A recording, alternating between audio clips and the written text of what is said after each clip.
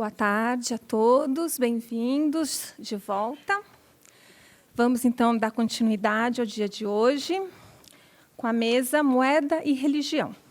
E a gente começa, então, com a fala do professor Wagner Carvalheiro Porto, do Laboratório de Arqueologia Romano Provincial, do Museu de Arqueologia e Etnologia da USP, com a fala As Moedas em Contextos de Templos na Palestina Romana. Eu vou cronometrar, porque a gente está... Que medo. Bom, boa tarde a todos. Eu vou tentar me apegar ao texto para não fugir muito do tempo. We have a problem with time now, so try to be fast. Eu preparei para vocês uma apresentação na qual eu vou falar um pouco do contexto em que a moeda é encontrada, contexto religioso e um contexto específico. Apesar de não estar no título, eu vou falar de um santuário que fica na Palestina, chamado Banias, ou Pânias, e eu vou falar de um culto em especial ligado ao deus Pan. Então, vamos falar um pouquinho das moedinhas que tem essa iconografia monetária. A moeda é um documento oficial e, como tal, foi escolhida pelas autoridades emissoras para servirem de medida de valor e meios de troca entre as diversas sociedades que se sucederam ao longo do tempo. Sua invenção pelos gregos no século VII a.C., já abordada aqui de manhã pela professora Beatriz Lorenzano, facilitou, sem dúvida, as relações comerciais que se estabeleceram ao longo do tempo. E aí eu preparei alguns slides para vocês ficarem felizes de ver slides enquanto eu vou falando aqui algumas coisas. Ainda considerando o contexto de circulação das moedas, tenhamos em mente que também serviram a interesses político-propagandísticos de muitos governantes, principalmente por abrigar imagens e legendas que, de muitas maneiras, transmitiam informações que muito auxiliava quem as emitiu. Então, nesse primeiro momento, eu vou mostrando para vocês os diversos usos da moeda para, enfim, chegar na questão religiosa. Então, aqui nós podemos ver o Mediterrâneo, nós podemos ver também um tetradracma de Tiro, que circulava bastante por aquela região, a famosa coruja de Atenas, que também tinha uma grande força de circulação, e eu coloquei também essa Judéia Capta para mostrar a questão propagandística, não é? Os judeus combateram com energia os romanos, e o preço foi a emissão de muitas moedas, mostrando a Judéia cativa ao longo de todo o Império. Mas, a despeito deste uso, é importante dizer que as moedas podiam ser tiradas de circulação e adquiriam novos significados, dentre eles o de cunho religioso. Moedas podem ser encontradas em escavações arqueológicas e muitas vezes são ilegíveis, mesmo depois de limpas, pois foram corroídas pela ação do tempo, pelo contato do metal com a acidez do solo e assim por diante. Moedas podem ser encontradas em diversos contextos de achado, como em áreas residenciais, em fóruns, praças, banhos, locais de práticas esportivas, em contextos funerários e também em contextos religiosos, que é o nosso caso hoje aqui. Então, aqui nós temos moedas encontradas nas escavações. Todas aquelas moedas são do Mediterrâneo, com exceção da primeira à esquerda, que fez parte do nosso trabalho lá em Iguape, então eu tentei destacar também, então, só para vocês verem como as moedas realmente são encontradas em contexto arqueológico. E aqui tem mais um slide que eu quero mostrar para vocês. Aqui é um sepultamento, não é objeto do nosso estudo aqui, só estou passando rapidamente para vocês observarem que as moedas muitas vezes são retiradas do contexto de circulação e introduzidas em um outro contexto e, assim, adquirem diferentes significados, né? Então, aqui, elas foram encontradas aqui nesse sepultamento também, aqui em Vult. Nossa apresentação procurará entender melhor como se davam algumas dinâmicas relacionadas às moedas encontradas em locais sagrados, na verdade, um lugar especialmente sagrado, o Santuário de Pan, na Palestina de época romana. Esta reflexão é fruto de minha ida a Israel com meu amigo Márcio Teixeira Bastos, há 2 anos atrás, quando tivemos a oportunidade de conhecer a antiga cidade de Banias. E aí, rapidamente, vou mostrar para vocês algumas fotos que eu tirei. Esse aqui é o Santuário de Pan, em Banias. O que nós temos hoje lá, aberto para visitação. Então, vocês podem ver que tem uma grande caverna lá na ponta esquerda. E nós temos alguns nichos. Eu vou falar de algumas imagens que ficavam nesses nichos ao longo de minha apresentação. Tem um aqui, tem outro aqui, tem uma coluna aqui, e ali seria o local do culto de Pan. Aqui uma foto panorâmica do local, mostrando um pouco dessa paisagem, dessa região com a caverna. E aqui uma visão idealizada, eu tirei foto da plaquinha para turistas, eu acho que ajuda bastante essas coisas. Então, vocês podem ver que tinha ali algumas construções de época romana, esse é um santuário mais antigo que os romanos, a gente vai ver no texto, mas só para vocês verificarem como que era e como que ficou hoje em dia. Aqui mais um exemplo, uns nichos, dá para perceber, acredito que vocês consigam observar. E aqui, eu e o Márcio, num piquenique, né, nos divertindo lá na nossa aventura em Banias. Aqui, mais uma foto para vocês verem, e aqui, essa coluna em evidência aqui na frente. Muito bem. A cidade romana de Cesareia Pânias, ou Cesareia de Felipe, está localizada em um planalto ao pé do Monte Hermon, limitado pelas colinas de Golã, a leste, e a seção setentrional do Vale do Jordão, a oeste. Ficava a cerca de 150 quilômetros ao norte de Jerusalém, cerca de 60 quilômetros a sudoeste de Damasco. O local era bem conhecido na antiguidade devido às suas fontes de água e como um centro para o culto do deus Pan. Sendo um deus rústico, Pan não era adorado em templos, mas em ambientes naturais, geralmente cavernas ou grutas, como é o caso aqui. O recinto sagrado em Banias incluía um templo, pátios, a gruta, ou paneion, nichos para estátuas e rituais. Locais de culto semelhantes são conhecidos da Grécia, sendo o mais famoso da falésia setentrional da Acrópole em Atenas, como também registrado em uma moeda cunhada em Atenas durante o período romano. Pan foi adorado lá por sua milagrosa intervenção na Batalha de Maratona em favor dos atenienses contra os persas em 490 a.C., como pode ser observado tanto em Pausânias como em Heródoto. As observações de Gabriela Bijovsky, no artigo intitulado Unpublished Coin Type of a Nursing Woman, publicado no ano passado, super recente, também nos guiaram nas reflexões que aqui apresentamos. Nos guiaram bastante, diga-se de passagem. Bijovsky conta que, enquanto trabalhava no material encontrado durante a temporada de escavações de 1993 em Séforis, ou seja, outra cidade, sob a direção de Netzer e Weiss, da Universidade Hebraica de Jerusalém, se deparou com um tipo de moeda desconhecido que será discutido abaixo. A moeda encontrada por ela no trabalho de Séforis foi essa moeda aqui, não dá para ver muito bem. Infelizmente, algumas moedas que eu vou mostrar para vocês não estão com a imagem muito boa. Eu não sei se é possível apagar essa linha aqui para melhorar a visualização de vocês. Quem tá na técnica lá, não dá certo. Não sei se vocês conseguem observar, existe uma pessoa aqui com um bebezão no colo aqui. A ideia é isso. A ideia agora da minha apresentação é uma espécie de investigação tipo CSI, é o nome daquela série investigativa. Eu vou tentar dar esse tom, vamos ver se dá certo.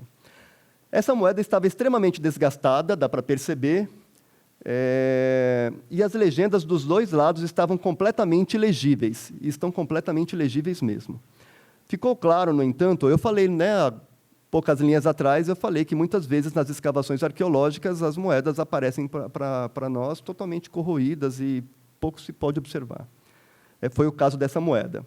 Ficou claro, no entanto, que o anverso mostrava um busto feminino de perfil, enquanto o reverso mostrava uma mulher sentada em uma cadeira com encosto alto, amamentando um bebê bem grande. Não dá para ver, mas essa aqui seria o encosto bem alto, a mulher está aqui e o bebê está no colo dela. Vou mostrar bastante dessas imagens, vocês vão se acostumar com elas. Elas são bastante recorrentes. A moeda levantou várias questões. 1. Quem era a imperatriz ou membro feminino da família imperial que aparece no anverso desta moeda? 2. Quem eram as figuras representadas no reverso? 3. Onde a moeda teria sido cunhada? 4. Por que essa cena teria sido escolhida para estar ali? O estilo e o tamanho da moeda sugeriam que ela teria sido cunhada durante o primeiro quartel do século III d.C. por algum membro feminino da família imperial severiana. Lembremos-nos que era comum que mulheres da família imperial fossem representadas nas moedas provinciais romanas. Era uma prática bastante comum, vocês podem encontrar nas moedas de tudo quanto é cidade ali da região da Palestina, da Síria-Palestina, de época romana, as mulheres da família imperial presentes nas moedas.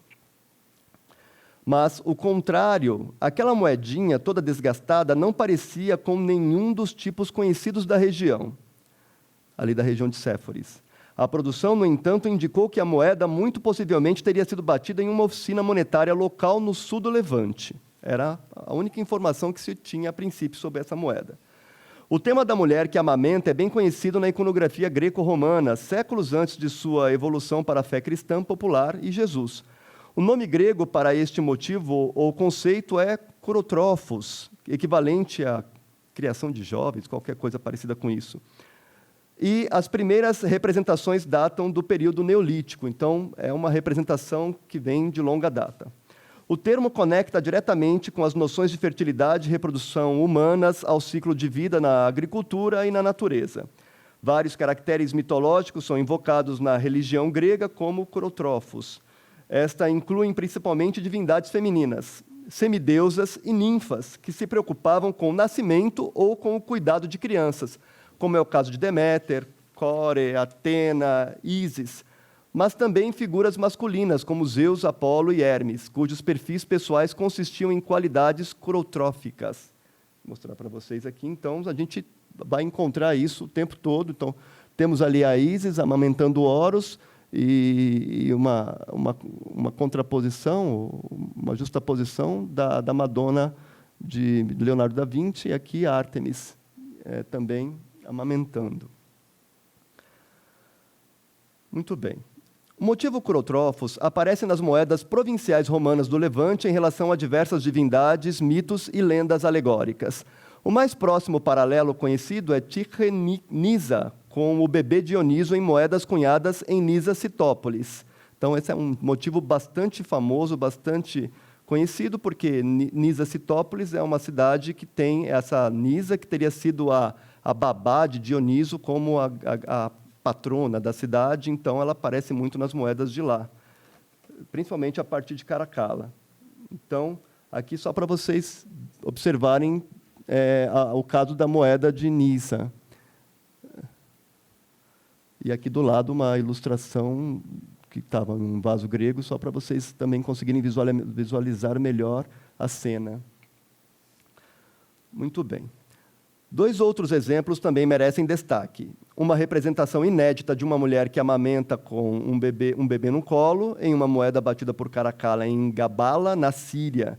A identificação da produção é incerta. Então, temos também esse... Desculpa, aqui ainda é Citópolis, é uma outra moeda. Ali é uma terracota que foi encontrada também em Citópolis, para vocês observarem como é bastante recorrente esse motivo lá. E aqui é o caso dessa outra representação de Gabala. Infelizmente, a luz não permite com que a gente visualize bem os detalhes, mas é exatamente esse esquema iconográfico que podemos observar aqui. E Ísis amamentando Horus, Harpócrates em moedas de Alexandria. Nenhum destes tipos, no entanto, se assemelha à moeda que discutimos aqui. Então, nós partimos daquela moeda, chegamos a essas moedas, que são mais ou menos similares, mas nenhum delas realmente se assemelha com essa moeda que a gente está discutindo aqui. Todas elas diferem em estilo e detalhe. A principal diferença é que, em todos os 3 exemplos, a mulher que amamenta está sentada virada para a direita e não em posição frontal. Considere-se, por sua vez, que Rachel Berkey, em seu estudo sobre as moedas de Nisa-Citópolis, sugere que a mulher está segurando o bebê no colo e não amamentando efetivamente o bebê. Então, pode significar alguma coisa, a gente vai ver mais para frente. 3 anos após a descoberta da primeira moeda, um segundo espécime apareceu nas escavações ocorridas em Tel Dover, no Vale do Jordão, perto de Ramat Gader. Essa daqui. Então, é o mesmo esquema iconográfico encontrada em outro lugar. Então, a gente vai observando moedas que foram aparecendo. E é interessante, porque a gente está falando de escavações arqueológicas muito atuais, né, de achados atuais. Muitas vezes nós falamos de moedas que foram encontradas e estão sendo discutidas há décadas, né? Estamos falando de alguma coisa bastante atual. Essas escavações foram capitaneadas pela Israel Antiquity Authorities, que equivale ao nosso IFAM. Embora esta moeda esteja em melhor estado de conservação do que o espécime de Séforis, ainda era impossível ler as inscrições na íntegra, mas apenas o início da legenda de anverso, que, infelizmente, pela luz, nós não conseguimos ver, Iulia. Então, já dava para ver nessa moeda Iulia. Opa, temos aqui um indicativo de alguma coisa que pode ser interessante para nós. Reforçando, assim, a suposição de que o retrato deveria estar relacionado com um dos membros femininos da família Severa.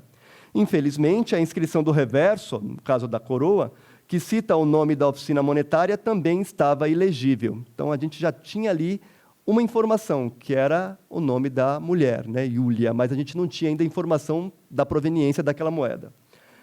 Ambas as moedas, no entanto, parecem ter sido tiradas do mesmo par de cunhos, teriam vindo da mesma matriz, ou seja, ambas tinham uma certa proveniência no norte de Israel. Portanto, pode-se considerar provável que a oficina monetária responsável por essa questão estivesse localizada em algum lugar ali no norte da Palestina ou na Fenícia. Gabriela Bijovsky lembra que, desde então, quase 2 décadas se passaram e a moeda enigmática permaneceu hibernando ali, ficou quietinha, porque a gente ainda não tinha como saber exatamente a proveniência dela, em uma pilha de anotações pessoais suas e identificações de moedas não resolvidas. Isso acontece muito no nosso universo, né? Foi só nos últimos meses que essa questão se tornou relevante novamente por causa de um terceiro espécime bem preservado que apareceu como parte de várias moedas destinadas à exportação por um negociante de moedas. Isso a Bijovsky conta. O nome dele é Ronen Behar, a quem Bijovsky alega ter agora uma dívida, pois este camarada estava lhe dando a chave para resolver a equação. Esse camarada, que era um comerciante de moedas, que iria vender essas moedas para o exterior, mostrou para ela e ela encontrou ali uma moeda que lembrou aquela moeda de Séforis. E aí ela ficou muito empolgada. Muito bem. Esta moeda confirmou a atribuição a Júlia Soemias, mãe de Heliogábalo, que acabou sendo assassinada com ele em 222 da era cristã. Algumas letras do anverso são legíveis, mas ainda não suficientes para discernir o nome da oficina monetária. Então, já sabíamos exatamente de qual Júlia estávamos falando. A moedinha que o comerciante de moedas trouxe é essa daqui. Eu tentei deixar ela meio azul, assim, para facilitar o contraste. Não sei se ajudou muito, enfim. Espero que sim. Muito bem. Por outro lado, com base em uma moeda ainda melhor preservada, do mesmo tipo, conhecida por Behar, aquele comerciante de moedas, de uma coleção particular em Israel, aí o camarada se empolgou, ele falou, opa, então eu vou te ajudar, tem outra moeda que eu sei que tem essa mesma iconografia, então vamos lá. E aí ele pegou essa moeda de uma coleção particular que ele sabia, e ele viu, e aí nessa moeda que ele trouxe, dava para perceber o nome da oficina monetária, Cesareia Pânias. Então, eles chegaram à conclusão de que aquela moeda, rodando por várias moedas, foi produzida em Cesareia Pânias, a nossa Bânias, que eu fui visitar com meu amigo Márcio. Essa é a Júlia Soemia. E aqui é a outra moeda que o Behar generosamente trouxe para que pudesse ser analisada. Essa dá para ver bem melhor, né, pessoal?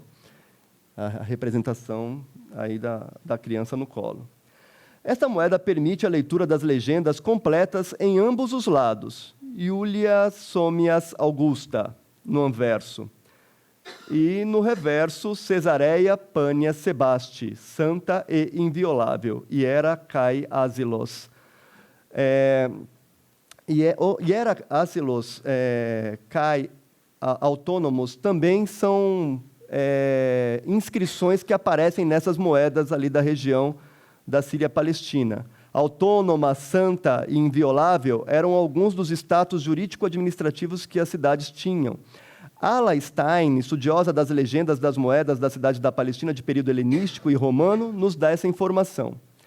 Então, nós estamos muito acostumados com o Estatuto de Polis ou Metrópolis. Então, em período helenístico, era muito comum encontrar também inviolável, santa. Então, algumas cidades podiam bater como inviolável, outras já tinham estatutos um pouco mais elevados, era santa e inviolável, e por aí vai, ou autônoma. Muito bem. Esta data é equivalente a 220 da Era Comum. O nome e os títulos da cidade aparecem de acordo com uma fórmula introduzida em 169, quando o imperador Marco Aurélio retomou as atividades de cunhagem na cidade. Uma vez que a identificação da moeda foi confirmada, apenas 2 das questões levantadas acima permanecem. Resolvemos 2 das 4 questões, né?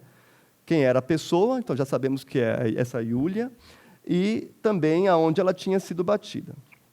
Então, o que nós temos agora de questões? Quem eram as figuras representadas no reverso? Porque a gente já tinha a mulher do imperador.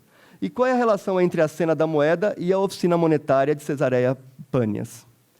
Em comparação com outras cidades, as moedas de Cesareia Pânias foram amplamente estudadas por Yakov Mechorer, que publicou um corpus das moedas em 1984 e 1985. Mechorer, que eu usei muito no meu doutorado, e a professora Beatriz me dava, né, essas sugestões de leitura que muito me ajudaram. Mechorer discute o repertório completo de moedas atribuídas a esta oficina monetária desde o período herodiano, quando a tetrarquia foi dada ao filho de Herodes, Filipe, de 4 a.C. a 34 d.C., que estabeleceu sua capital em Pânias. A produção permaneceu inativa desde a morte de Agripa II, que foi ali entre 55 e 56 até 94 e 95, até o reinado de Marco Aurélio, bem mais adiante, quando se tornou uma das mais frutíferas e diversas produções de moedas de bronze da região. Então, essa cidade, Pânias, se tornou um importante centro produtivo de moedas. As moedas de Pânias fornecem uma rica fonte de informações, uma vez que apresentam representações detalhadas de templos, santuários e estátuas de divindades. Uma análise recíproca entre as evidências arqueológicas e epigráficas e as representações arquitetônicas nas moedas permitiram a Zvi Maoz, principal arqueólogo no local, reinterpretar os achados e identificar todo o complexo como o santuário de Pan. Como é de se esperar, Pan, com seus atributos, a gruta, a flauta, a ninfa, a siringe, o pêndulo, aquele cajado de pastores, e as cabras, é a figura dominante nas moedas. Então aqui, mais um exemplo das moedas de Pânias, aqui no caso. Mas Tirré e Zeus também aparecem. Podemos supor que as moedas retrataram estátuas reais dessas divindades que foram colocadas dentro dos nichos, aqueles nichos que eu mostrei para vocês na foto, e outros lugares na área do santuário. Então, aqui é uma representação de um daqueles nichos com a estátua. Era usual também a representação das estátuas, né? Outras figuras mitológicas, como Nêmesis, que era adorada na cidade, lá tinha um local dedicado a Nêmesis também, naquele desenho de reconstrução hipotética que eu mostrei para vocês, também aparecia lá o local de culto de Nêmesis, né, dedicado a Nêmesis, mas não tinham representação de Nêmesis nas moedas locais. Uma moeda extremamente rara de Pânias, em nome de Plausila, a Públia Fúvia Plautila, esposa de Caracalla, retrata uma figura feminina em pé perto de uma árvore, segurando 3 objetos não identificados em uma mão. Seria essa moeda um pouco confusa para os nossos olhos, ela está segurando várias coisas em sua mão. Mechorer sugeriu que a figura fosse identificada com a ninfa Maia. A partir de agora, nós vamos começar a falar da ninfa Maia. Naquela nossa de CSI, a ninfa Maia entra na história. Por coincidência, Maia, hein, Mabel?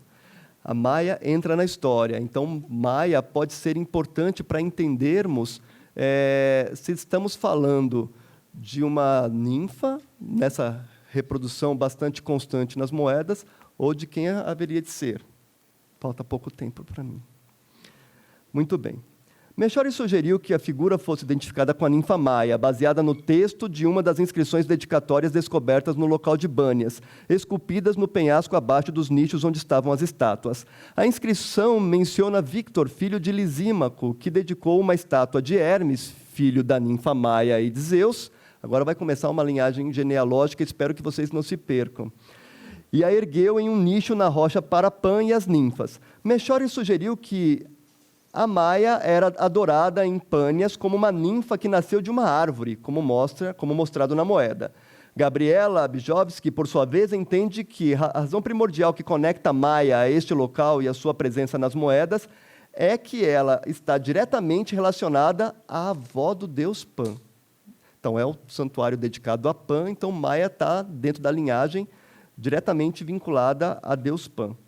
De acordo com as fontes literárias, cito aqui Hesíodo, Fragmenta e Apolodoro, Biblioteca, a ninfa Maia era uma das sete Pleiades, filha de Atlas e da Oceânide Pleione. Ela foi visitada por Zeus em uma de suas aparições em uma caverna no Monte Silene, na Arcádia, onde ela finalmente deu luz a Hermes. Algumas versões atribuem a paternidade de Pan a Hermes. As versões mais populares referem-se a Hermes e Dríope ou a Hermes e Penélope. Os hinos homéricos aludem que Pan era tão horrível que sua própria mãe fugiu apavorada quando viu. Mas Hermes levou Pan ao Olimpo, onde os deuses ficaram encantados com ele. Uma questão de perspectiva. Eventualmente, Pan foi criado na Arcádia por ninfas. Voltando a Maia, de acordo com as fontes literárias, ela foi convidada para cuidar de Arcas, o filho de Zeus e Calisto. Outra correlação de Maia ali na situação. Esta criança corria o risco de ser vítima da raiva ciumenta de Hera. Eu já conheço essa história de longa data, eu estudei o Heracles, né, no meu mestrado, e sempre essa história. Muito bem. Que havia transformado sua mãe, Calisto, em uma ursa. Baseado em uma tradição diferente, Calisto teria sido morta por Ártemis por quebrar seu voto de virgindade. Esse episódio é ilustrado em moedas de bronze da Liga Arcadiana, datada do século IV a.C. Um dos tipos de moedas na cidade de Orcômenos mostra Ártemis no anverso depois de atirar uma flecha, e no reverso, Calisto é crivada pela flecha com o bebê Arcas ao lado dela. Uma moeda de Metidrion mostra a mesma cena no reverso, mas o anverso mostra a cabeça de Zeus. Assim, Zeus pede a Hermes que trouxessem o órfão Arcas para sua própria mãe, a ninfa Maia, onde o bebê cresceu e finalmente se tornou um dos heróis locais da Arcádia. Esse episódio é ilustrado nas moedas da cidade de Fêneos, que fica na Arcádia, datadas do século IV a.C. Então, só para vocês verem que essa representação também está em outras moedas da Arcádia. A gente começa a ficar preocupado com o tempo e a gente se concentra até do texto que a gente está discutindo. Procurarei ser rápido. Maia é retratada no anverso usando uma grinalda de grãos com um elaborado disco e brincos de crescente com pingentes e um colar de pérolas. No reverso, Hermes está segurando um caduceu e olhando para o bebê que Arcas segurava no braço esquerdo. Esta representação da ninfa é bastante incomum, já que Maia não tem características próprias, nem roupas ou atributos especiais. Portanto, é muito difícil identificar se não há lenda com o nome dela, a menos que ela apareça na companhia de Hermes. No período romano, Maia personificava o conceito de crescimento. Neste contexto, a identificação da mulher cuidadora sobre a moeda de Cesareia Pânias com a ninfa Maia parece bastante plausível. Então, nós estamos aqui fazendo uma correlação, então, dessa mulher cuidadora com Maia. Entretanto, como nenhum atributo específico aparece em relação ao bebê, uma identificação completa é incerta e depende de qual versão das fontes literárias é escolhida para ser adotada. Poderia estar Maia amamentando seu próprio filho Hermes, ou Maia amamentando o bebê de Calisto, Arcas, como solicitado por Zeus, ou mesmo a possibilidade mais remota de Maia amamentar o próprio deus Pan, uma tradição registrada em outros por Epimênides de Cnossos, que parece ter dado a Calisto 2 crianças, Arcas e o deus Pan. Qualquer dessas alternativas parece se encaixar no pano de fundo mitológico e no panteão das figuras relacionadas a Pan em Cesareia Pânias. O mais intrigante é que este esquema iconográfico não tem antecedentes pictóricos. Não existe nenhum antecedente pictórico de Maia amamentando. Por que, então, um tema que não aparecia até então nas moedas resolve aparecer bem em Bânias e justo neste momento? É difícil propor qualquer explicação convincente. John Francis Wilson, no entanto, fez isso, embora ele não sabia da existência dessa moeda. Ele conjecturou. Seus argumentos podem ser um pouco especulativos, mas creio que a descoberta de nosso tipo de moeda reforça sua sugestão.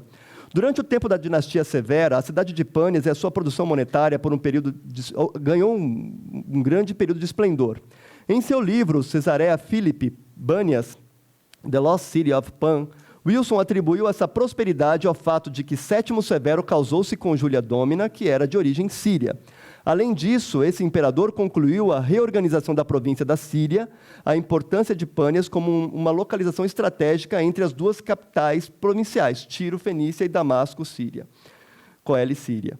Na época de Heliogábalo, outro imperador de ascendência síria, produção de moedas em Cesareia Pânias atingiu seu pico em número de emissões e criatividade iconográfica. O ano de 222,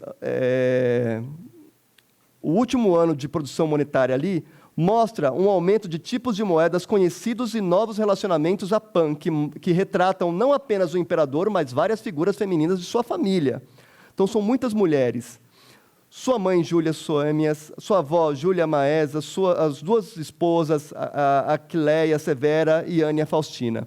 A impressão dada pela diversidade de tipos de moedas levou Wilson a sugerir que grandes eventos de forte qualidade feminina ligados ao culto de Pan estavam ocorrendo na cidade.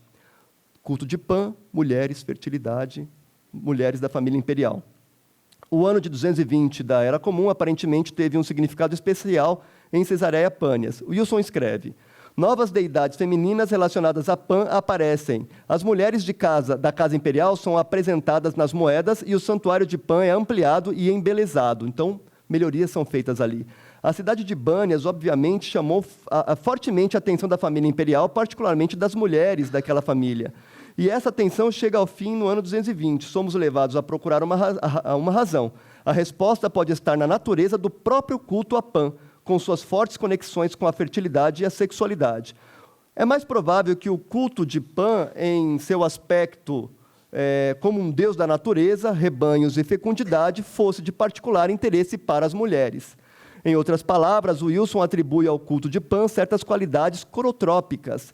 Consequentemente, ritos ligados à fertilidade dos campos, rebanhos e mulheres poderiam ter ocorrido no santuário de Pan em Cesareia Pânias, similarmente àqueles praticados em suas versões arcádias e ateniense, que incluem relevos votivos representando uma gruta onde Pan toca flauta e é seguido por Hermes e 3 ninfas.